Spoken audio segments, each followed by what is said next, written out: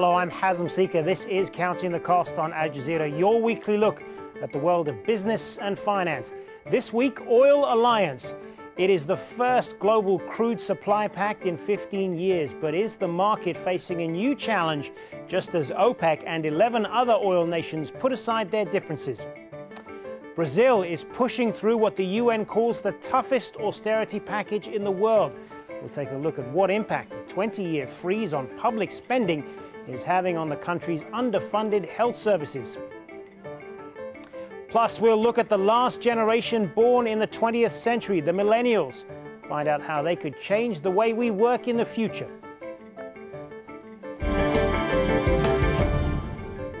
It has been a dramatic end to the year for the oil industry. An unlikely alliance between OPEC and non-OPEC nations, a game changer for petrodiplomacy, has now been agreed. As we reported here on Counting the Cost, on the last day of November, the Organization of Petroleum Exporting Countries surprised everyone by agreeing to a landmark deal to limit production. And now Russia and Kazakhstan and other producers who are not in the cartel also signed on.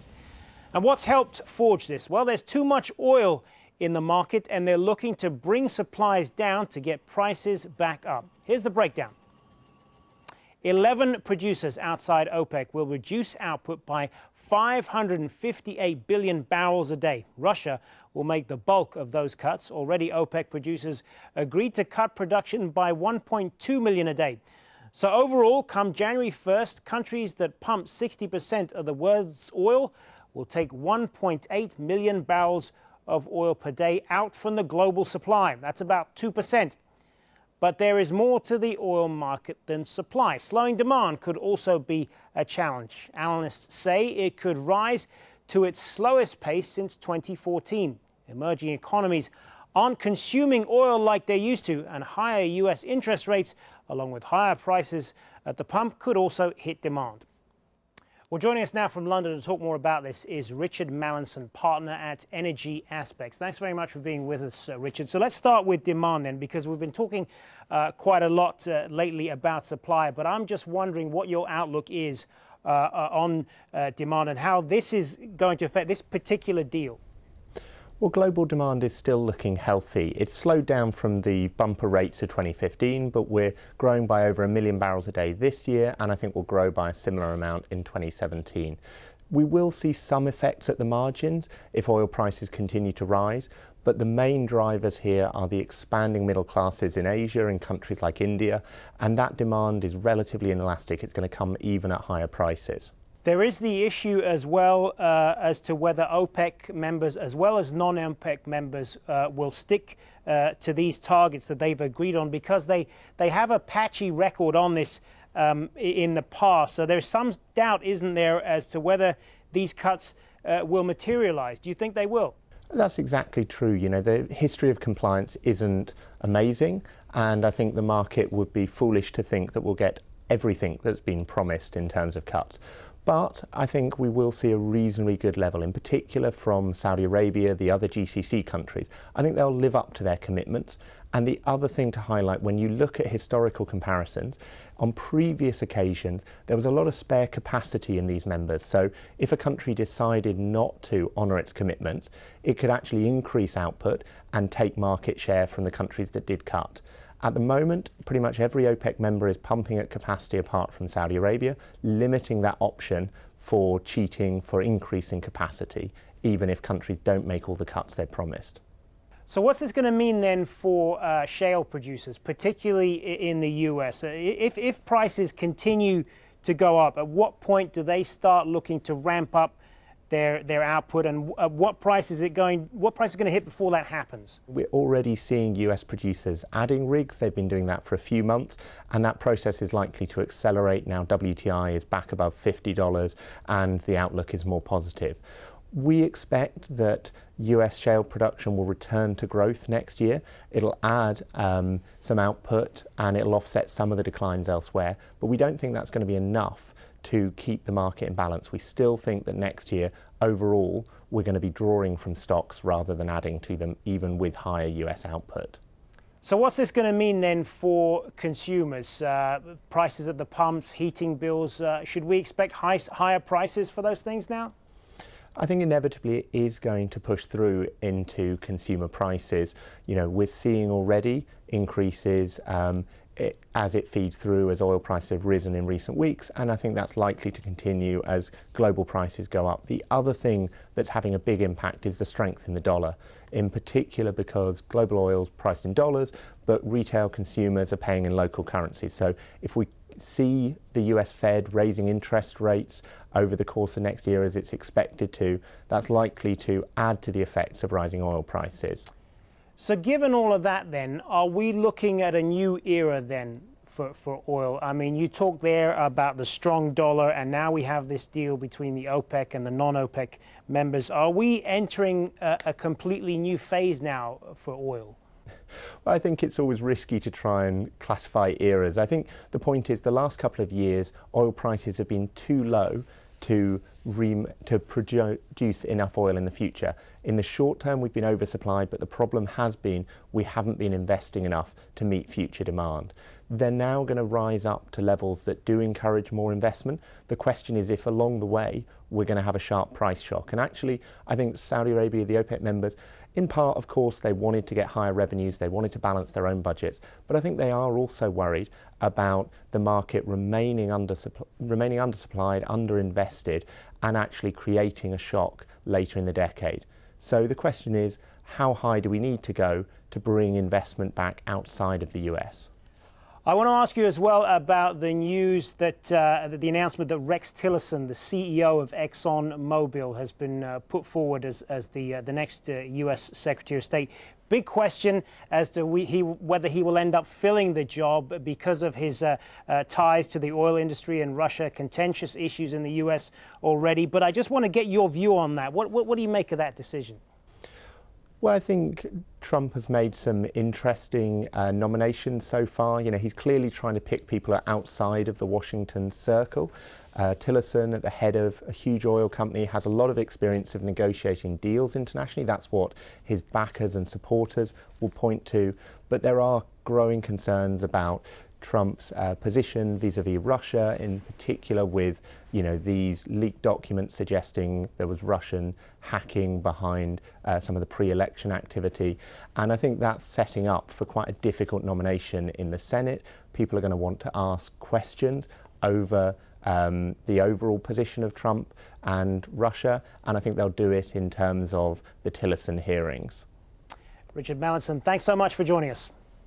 Now, as we've just heard, a powerful oil man from Texas could be America's next top diplomat. Rex Tillerson was announced as Donald Trump's pick for U.S. Secretary of State when his administration takes over in January. Here's Rob Matheson. This is the man Donald Trump says he wants as the United States' top diplomat.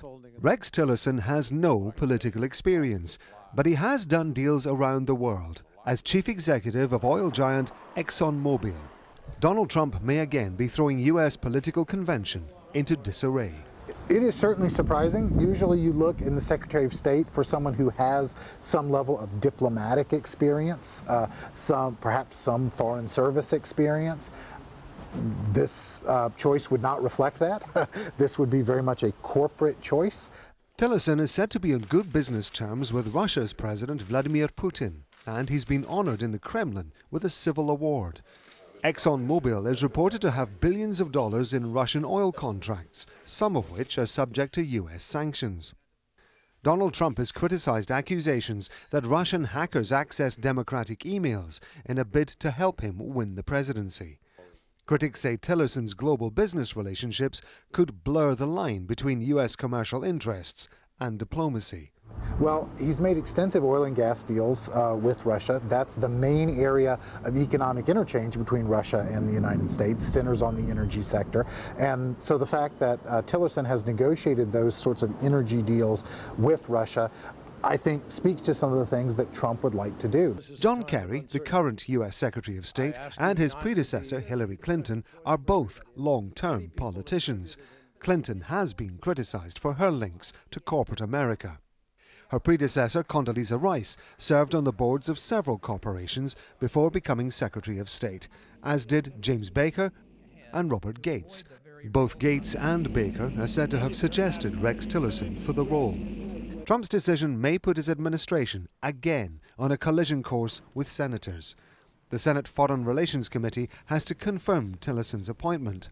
And some senators are expected to question the oil executive very closely about his business dealings, particularly those with Russia and Vladimir Putin. Now, a U.S. interest rate hike came as no surprise to anyone this week. The U.S. Federal Reserve raising rates by a quarter point to bring the benchmark rate to 0.75%. And the central bank has told people to expect more next year. Patty Culhane reports. In a widely expected move, Chair of the Federal Reserve Janet Yellen announced interest rates would go up by 0.25%, setting the rate at 0.75%. That makes borrowing more expensive for U.S. consumers, but it also strengthens the dollar. That could help established economies in Europe and Asia by weakening their currency and increasing their exports. But it could also hurt developing economies as investors move their money back to U.S. bonds. And economists say it has the potential to impact the price you pay for most goods. It has effects on global commodity prices, which tend to be priced in dollars. And when dollars become more valuable, when they're pushed up in value, it tends to depress commodity prices. That would be true of energy as well as foodstuffs and all across the commodity space. That being said, it'd be very hard put to find a market in which this decision was not already priced. The increase was expected, but the Federal Reserve did make one change, promising a bigger increase next year by another 0.75% in hopes of keeping inflation low. She said it isn't a reaction to President-elect Donald Trump's policies, but she took the unusual step of urging him against keeping one of his promises to dismantle the financial safeguards put in place after the U.S. housing bubble burst, causing a global financial crisis. This is progress. I would say it's very important not to roll back. There may be some changes. Trump says he is going to make big changes. He says he'll improve the economy. As he takes over, the message from the Federal Reserve, right now, the U.S. economy is doing very well. Now, still to come on Counting the Cost. The force is strong in this one, but could this Star Wars spin-off be another money spinner for Disney? But first, we're going to look at the generation known as the Millennials and what impact they're having on the global economy. They are the last generation born in the 20th century, entering adulthood in the year 2000. There are roughly 1.8 billion millennials in the world, and they are the most digitally connected generation, with more than 80% owning at least a smartphone. And according to Forbes, by 2025, millennials will make up 75% of the global workforce. Well, joining us now from London is Andrew Phipps. He is a head retail analyst at CBRE. Thanks very much for being with us. So we were just saying there about how millennials are the most digitally connected generation. What does this mean then for the global economy as a whole and the way companies try to market them? I think the fact that millennials have been online and digitally aware since they've been around has a big impact on the economy. I think they expect a lot more from businesses. They have a lot more access to information than their predecessors ever had. And they are much more aware of when they're being told the truth or when they're perhaps being deceived. So I think they expect to be online all the time. It's like we expected gas, electric, water. They have an expectation that the internet and online is always available to them. They're much more aware of social media and much more influenced by different factors than the standard media. So they go out looking for information as opposed to passively receiving the information. So technology and the changes in technology will have a huge impact on their interaction with the economy going forward. Well, you mentioned social media there. What implications does that have for how companies will target millennials, particularly with social media outlets like Facebook and Twitter and so on? So I think companies need to have a very strong social media strategy, but I think what they need to do is to really understand what are they trying to achieve. I think too many sort of retailers or brands perhaps decide they need a Facebook page or a Twitter feed without really thinking about what they're trying to communicate or who you're trying to communicate to. We find by different markets it varies a great deal. So in the Middle East, we find in the sort of UAE, there's a big influence on people's shopping habits based on their interaction with Facebook especially. And a lot of people will actively add retailers or brands' Facebook pages to their feed. So they want to be communicated to, but they want to be rewarded for their loyalty. They want to be given special offers or deals based on their loyalty to a particular brand or retailer. So I think the social media strategy is absolutely key, but the brands and retailers really need to understand what is it they're trying to achieve before just immediately diving into this social media morass. And in terms of the overall economic situation, and this is of course different in every country, but certainly when you talk about industrialized countries like the US and the UK, for example, in particular, we're talking about a generation that is saddled with student debt, wages are stagnating, so the ability to buy a house, for example, buy a car and so on is much harder for millennials. It takes longer for them to save up. What sort of impact is that going to have on the overall economy years from now? It's scary. I'd be quite scared to be a millennial. They certainly have an aspiration to own their own home, but in terms of the wage increases versus the increase in property prices, they haven't kept pace at all. So I think the survey we did, 84% believe that wage growth hadn't kept pace with the growth in house pricing. So people are staying at home for longer with their parents, a sort of extended family. They are going back to the family home, so they're living there till they're 29, 30, 31, and people are only renting because they can't afford to buy. So there's perhaps that belief that people rent for the flexibility, for the excitement to be in certain areas, but really it's the fact that they cannot afford to buy. And millennials also playing a big part in what's known as the sharing economy. They ride Uber cars rather than take taxis. They rather than book in hotels, they go through Airbnb and so on. There's more freelance work available in the labor market. They're not as tied to companies as previous generations were. How much of that is done by choice, and how much is just out of economic necessity because that's just what's available to them? I think the first two examples, sort of Airbnb and Uber and the likes of that sort of business, they engage with that because they understand it. So a lot of people don't sort of struggle with the concept of Airbnb especially, or Uber cars and things, but I think the millennials understand it and they recognise it delivers something that they really want.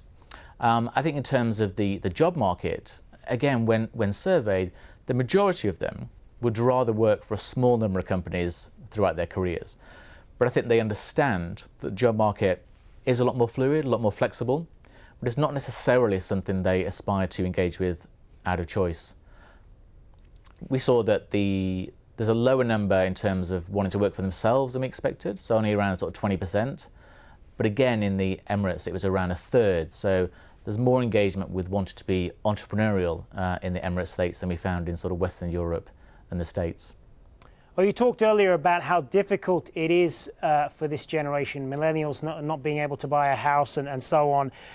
They've been called the unluckiest generation of modern times. Is that fair, or do we have reasons to be optimistic about the future? Yes and yes. I think they are unlucky in terms of the fact they came into the world in terms of a recession. A lot of them feel they're lucky to have a job. But in terms of the opportunity technology is bringing, a huge amount of them think technology is going to create new job opportunities. And they recognise that jobs they'll do in 10 years' time might not even exist now.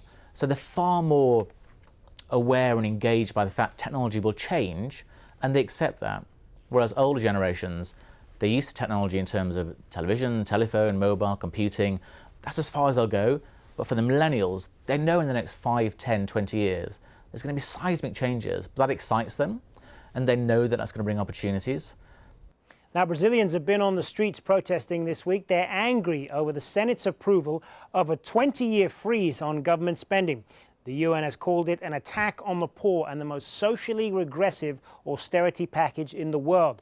Monica Villamizar has more from Sao Paulo. The temporary emergency unit in a Rio public hospital now permanently housed in a trailer. A clear sign of the state of Brazil's healthcare system. Patients crammed into the hallway with no money to build new facilities. The underfunded system now faces even further cuts, with the government planning to freeze public spending for the next 20 years. Luana Silva says her grandmother, who suffers from kidney disease, has been sleeping in a chair for a week. Health system here is rubbish in Brazil, and things will get worse. If we need a hospital, we can't find one.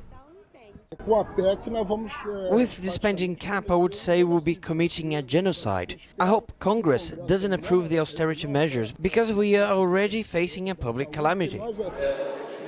Congress will vote on the controversial austerity bill sometime in December. Some analysts say it is the only way out of the longest recession in decades. You're going to have some problems because you're going to have a limit to invest in infrastructure or education or healthcare, but there's no money. That's the reality. President Michel Temer and most of the political elite have been tainted by a massive corruption scandal. Some argue deficit problems could be solved by lowering benefits and pensions for public workers. But these will be left untouched. I'm not embarrassed to say it. I've actually been waiting quite a long time to tell the world Brazil is not in crisis. Brazil was robbed. The recession is going to be felt particularly hard as the Christmas holiday season approaches. And many here in Brazil fear that if their salaries are adjusted to inflation, they're going to see their purchasing power dramatically reduced. Out with Temer was the message in the streets of Sao Paulo.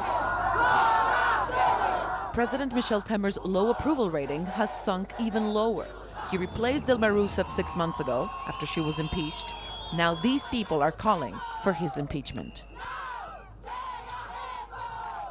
Well, the latest Star Wars film has been released around the world, and for Disney, which bought the rights to Star Wars for $4 billion, the stakes for Rogue One are high. Andy Gallagher reports from Orlando.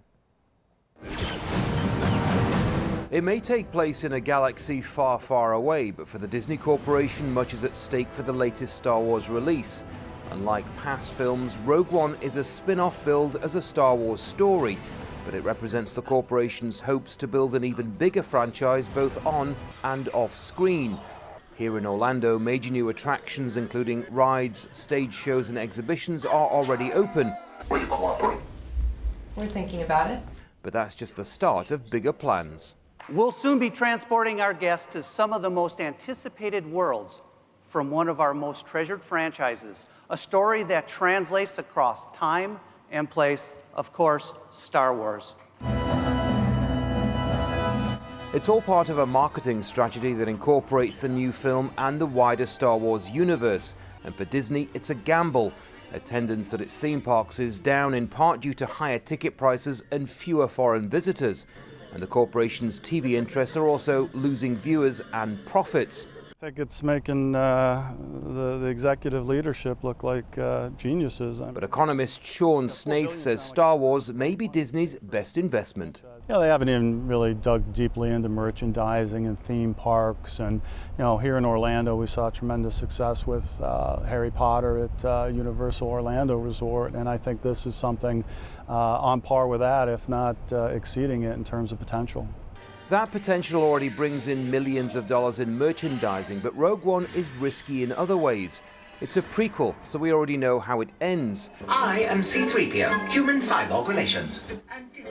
For the Disney Corporation, then, there's clearly a lot riding on Rogue One and the films that will inevitably follow. But Star Wars has always been about the fans, and they take all this very seriously. Ultimately, their reception to the films may be what makes this a success or a failure.